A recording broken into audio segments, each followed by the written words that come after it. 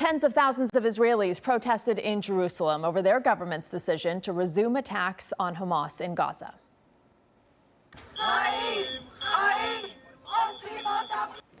Gaza's ceasefire shattered after Israel launched an attack that killed more than 400 people, making it the deadliest day since November of 2023. Joining us now is Benjamin Radd. He's a professor of political science and global studies at UCLA. Good morning. Good morning.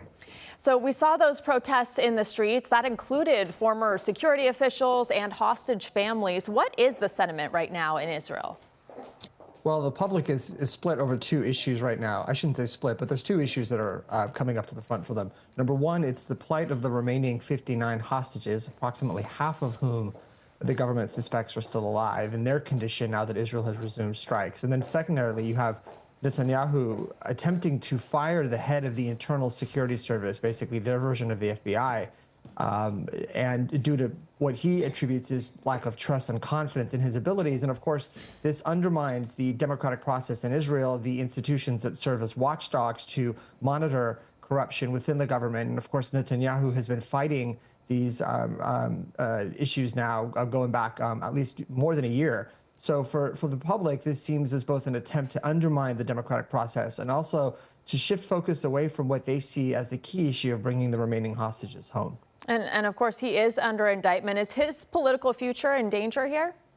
Well, not any more than it has been since the war started and probably before the war. I mean, there are moments where we see it seems as if his position is more fragile, but his coalition just expanded a few days ago with the resumption of these strikes. We've seen one of the right-wing parties now join back in, so bolstering him and giving him a bit more support as he goes through this phase of the conflict. And Hamas has not retaliated yet. Do we expect that to happen anytime soon? And how so? And is there a path for another ceasefire in the wake of these strikes? Yeah, as far as retaliation is concerned, it's tough to say because their capabilities of retaliating have been severely undermined as a result of Israel's strikes and also Israel's attacks on its main leadership. So even if they wanted to retaliate, they don't have anywhere near the ability they had, let's say, 6 months ago, a year ago. And as far as continuing the negotiations, what Hamas is asking for is for Israel to end the war permanently upon the release of the remaining hostages. And for Israel, that's a non-starter because they want to see Hamas completely disarmed and removed as a political and military force in Gaza. So that's where they remain divided. And of course, there were people living in Gaza. President Trump has suggested that neighboring countries take in the refugees. How are countries like Jordan and Lebanon and Egypt responding to that?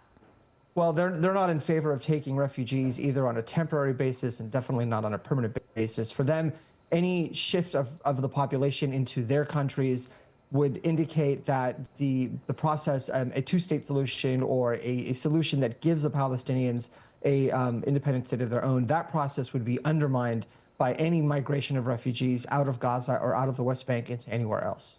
All right, Professor Benjamin Radd, thank you so much for joining us. Thank you.